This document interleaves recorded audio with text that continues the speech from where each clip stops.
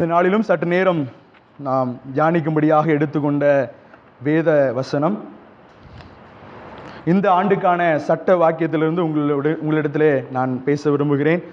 இந்த ஆண்டுக்கான சத்திய வசனம் எரேமியா தீர்க்கதரிசியின் புஸ்தகம் 29ஆம் அதிகாரம் 11ஆம் வசனத்தை வாசிங்க. எரேமியா தீர்க்கதரிசியின் புஸ்தகம் 29ஆம் அதிகாரம் 11ஆம் வசனம்.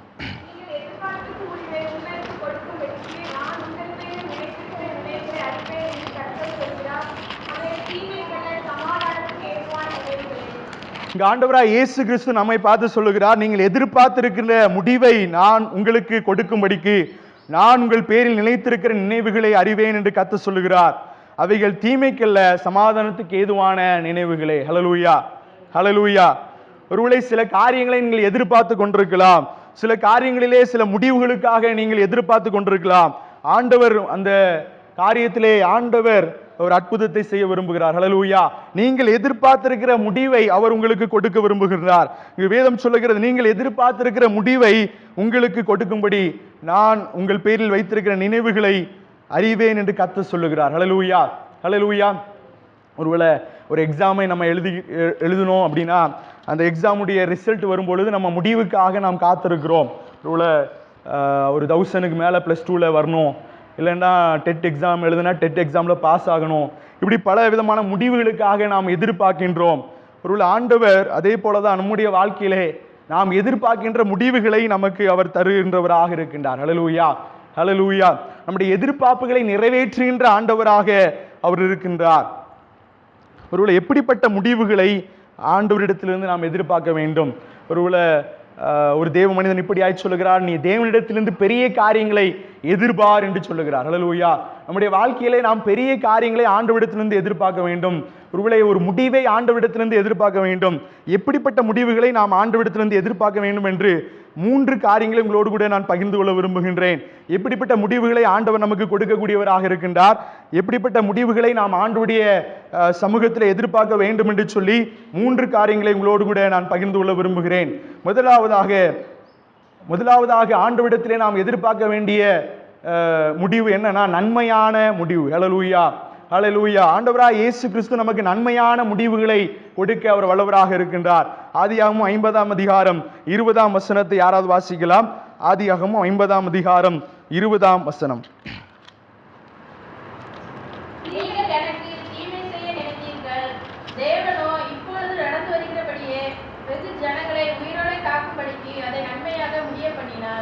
யோசேப்புடைய வாழ்க்கையில நம்ம பார்க்கிறோம்.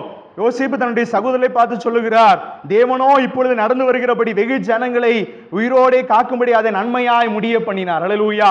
ஆண்டவர் நமக்கு நன்மையான முடிவுகளை கொடுக்க வல்லவராக இருக்கின்றார். நாம் கர்த்தருடைய பிள்ளைகளாக இருப்போமானால், கர்த்தரை ஏற்றுக்கொண்டு கர்த்தரை விசுவாசிக்கின்றவர்களாய் நாம் இருப்போமானால் நமக்கு நன்மையான முடிவுகள் காத்திருக்கிறது என்று வேதம் சொல்லுகிறது. ஹல்லேலூயா. யோசேப்புடைய வாழ்க்கையிலே நாம் பார்க்கும் பொழுது அவனுடைய வாழ்க்கையிலே பலவிதமான பிரச்சனைகள், போராட்டங்கள் வந்த பொழுதும் கூட, தன்னுடைய சகோதரரால் அவன் பாதிக்கப்பட்டாலும் கூட ஆண்டவர் நன்மையான முடிவை வைத்திருந்தார். ஹல்லேலூயா. சிறைச்சாலை வாழ்க்கை கொஞ்ச காலம்தான். ஒருவேளை எகிப்திலே அவன் அடிமையா இருக்கக்கூடிய அந்த நாட்கள் கொஞ்ச காலம்தான். ஒருவேளை அப்படிப்பட்ட நிலையில எல்லாமே கொஞ்ச காலம் தான். வேதம் சொல்லுகிறது, ஆண்டவர் அவனை எகிப்தின் அதிபதியாய் மாற்றினார் என்று சொல்லி வேதம் சொல்லுகிறது. ஹல்லேலூயா.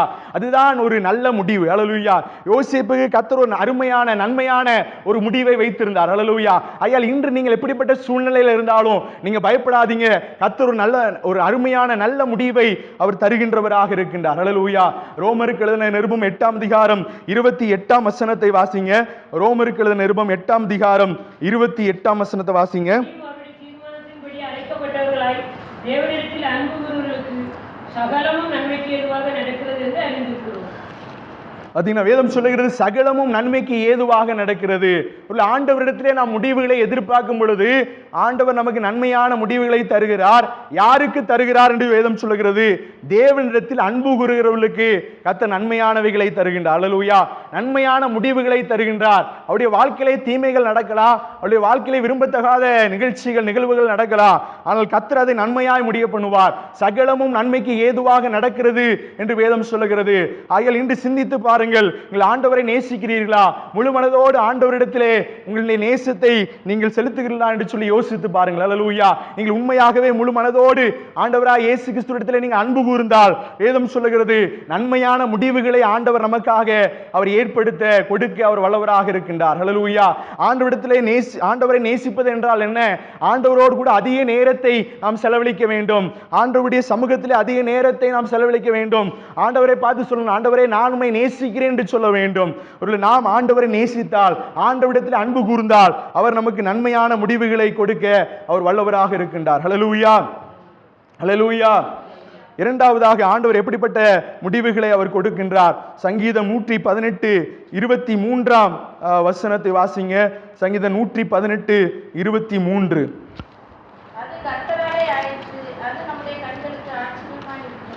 வேதம் சொல்லுகிறது, கர்த்தராலே ஆயிற்று, அது நம்முடைய கண்களுக்கு ஆச்சரியமாக இருக்கிறது. இரண்டாவதாக ஆண்டவர் எப்படிப்பட்ட முடிவுகளை அவர் நமக்கு கொடுக்கிறவராக இருக்கின்றார் என்றால், ஆச்சரியமான முடிவுகளை அவர் கொடுக்கின்றவராக இருக்கின்றார். ஹல்லேலூயா, ஹல்லேலூயா. வேதம் சொல்லுகிறது, வீடு கட்டுகளால் ஆகாதென்று தள்ளின கல்லே மூளைக்கு தலைக்கல்லாய் ஆயிற்று, இது கர்த்தராலே ஆயிற்று, இது நம்முடைய கண்களுக்கு ஆச்சரியமாக இருக்கிறது. ஆண்டவர் ஆச்சரியமான முடிவுகளை நமக்கு கொடுக்கிறவராக இருக்கின்றார்.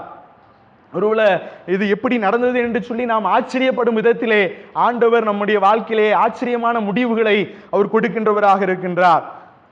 2 நாளாகமத்தின் புஸ்தகம் 26 அதிகாரம் 15 வசனத்தின் பின்பகுதியை யாராவது வாசிங்க. 2 நாளாகமும் 26 அதிகாரம் 15 வசனத்தின் பின்பகுதி.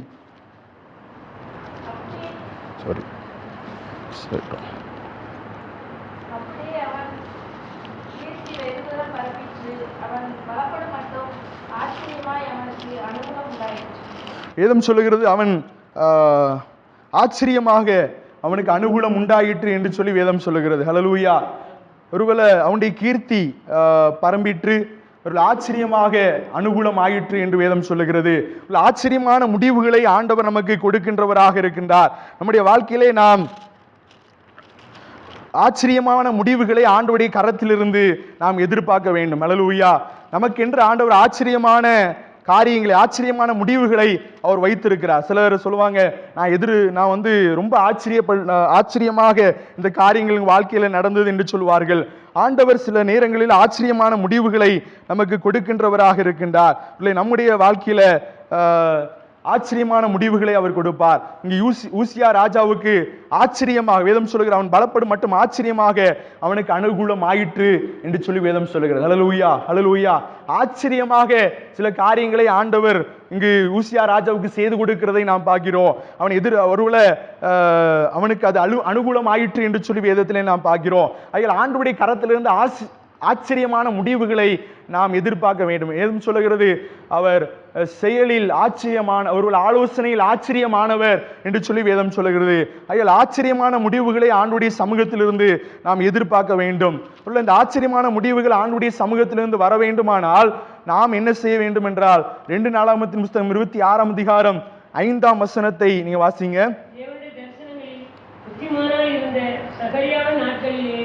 தேவனை தேட மனநினைந்திருந்தான். அவன் கர்த்தரை தேடின நாட்களில் தேவன் அவன் காரியங்களை வாய்க்க செய்தார். வேதம் சொல்லுகிறது, அவன் கர்த்தரை தேடின நாட்களிலே ஆச்சரியமாக அவனுடைய காரியங்கள் அனுகூலம் ஆயிற்று என்று சொல்லி வேதம் சொல்லுகிறது. நாம் ஆச்சரியமான முடிவுகளை நாம் பெற வேண்டுமானால், ஒருவேளை ஒண்டர்ஃபுல்லான ரிசல்ட்ஸை நம்ம பார்க்கணும்னா வேதம் சொல்லுகிறது, நாம் ஆண்டவரை தேடுகின்றவர்களாக இருக்க வேண்டும். ஹல்லேலூயா.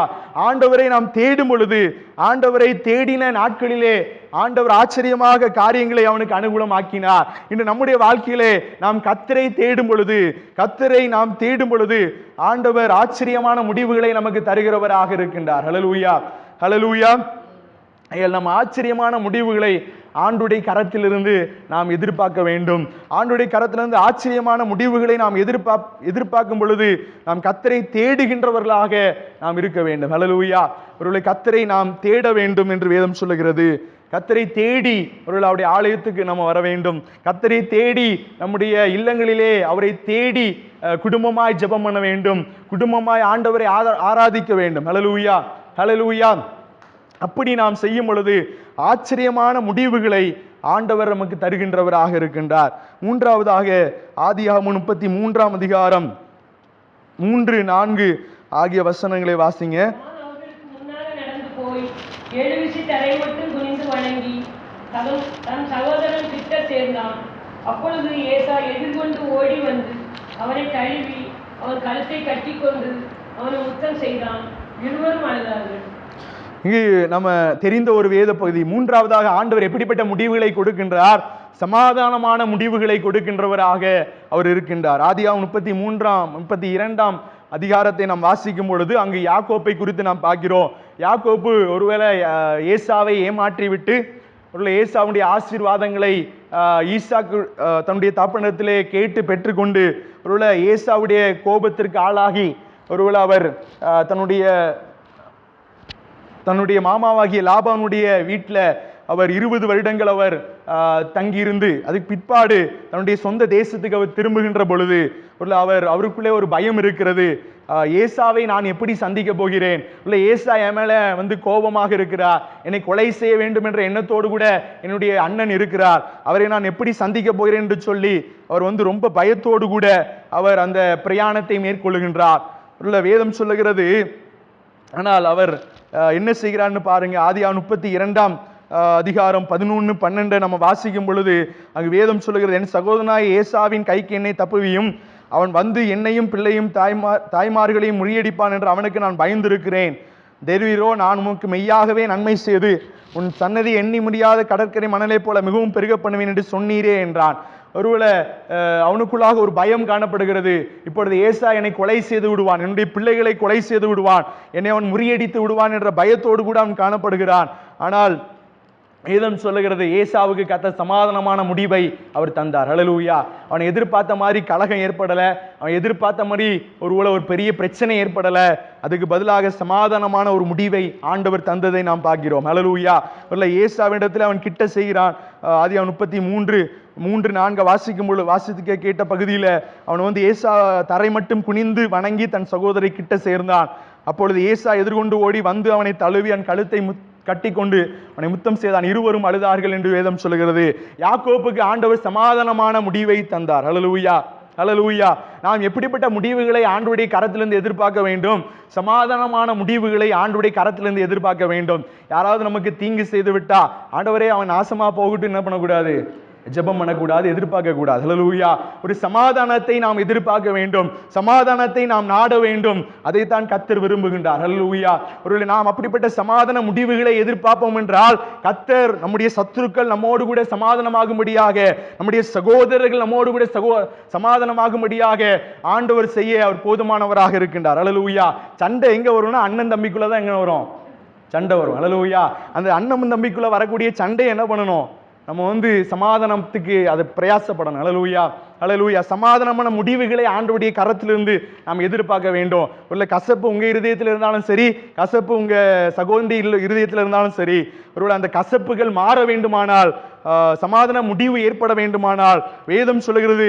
ஆதியாகமம் 32 அதிகாரத்தில் யாக்கோப்பு என்ன செஞ்சான் அப்படின்னா, அவன் போராடி ஜெபம் செய்தான். ஹல்லேலூயா. தேவனிடத்தில் அவன் போராடி ஜெபித்தான் என்று சொல்லி வேதம் சொல்லுகிறது. ஆதியாகமம் 32:26 நான் வாசிக்கும் பொழுது, அவர் நான் போகட்டும் பொழுது விடுகிறது என்றார்.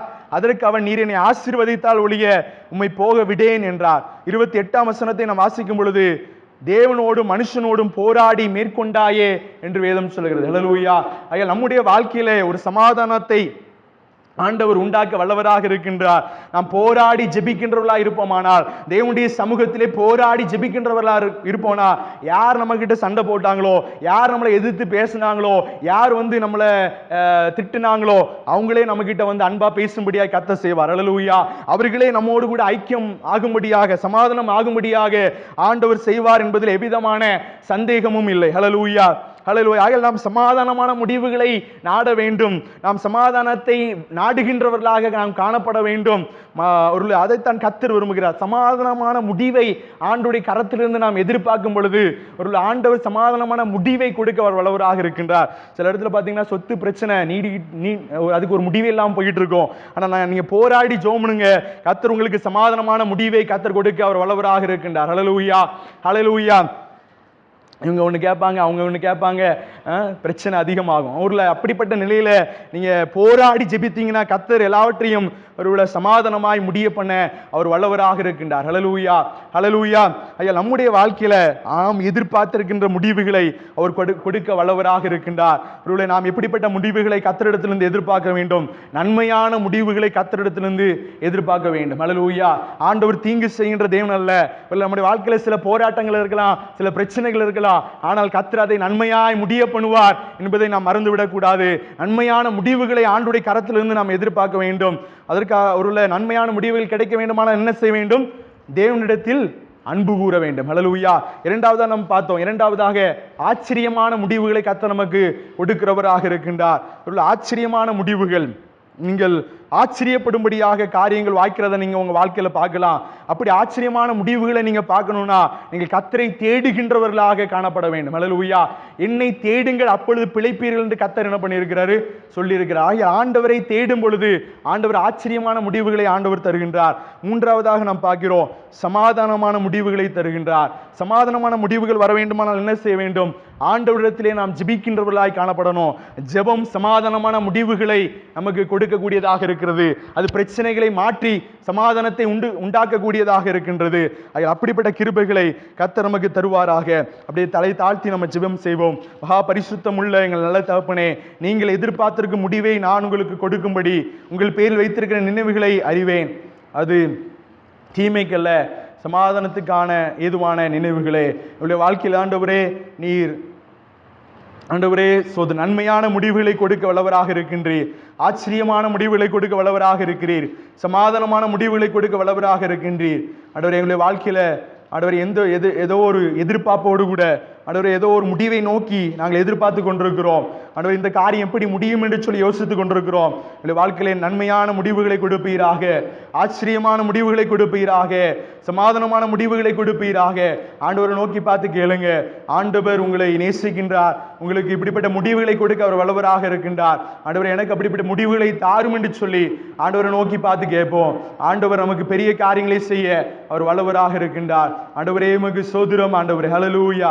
ஆண்டவரே, எங்களை ஜெபத்தை கேட்டுக்கொண்டிருப்பதற்காக ஸ்தோத்திரம். நாங்கள் எதிர்பார்த்திருக்கிற முடிவை எங்களுக்கு கொடுக்க நீர் வல்லவராக இருக்கிறபடியால் ஸ்தோத்திரம். ஹல்லேலூயா. எல்லாரும் ஆண்டவருக்கு நாம் நன்றி செலுத்துவோம். வாயில திறந்து ஆண்டவருக்கு நன்றி செலுத்துங்க.